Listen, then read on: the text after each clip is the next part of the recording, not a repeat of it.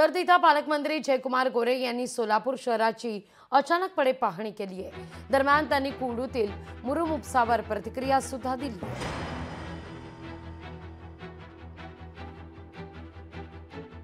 नाही, त्या ठिकाणी आपण बघाल की जो अहवाल प्राप्त झालेला आहे 2 दिवसापूर्वी कलेक्टर महोदयांनी त्या संदर्भातली सगळी माहिती घेऊन एक अहवाल दिलेला होता। त्या अहवालामध्ये झालेलं उत्खनन हे बेकायदेशीर झालेलं आहे, कारण त्या ठिकाणची जी कामं आहेत कामंही संपलेली होती आणि बाकी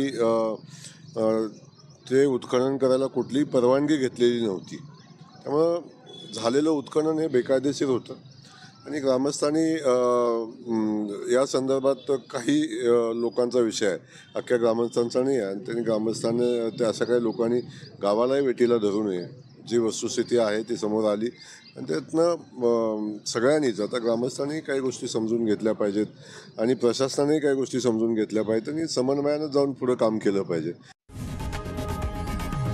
लोकशाही मराठी ऐका, पहा, जागरूक रहा।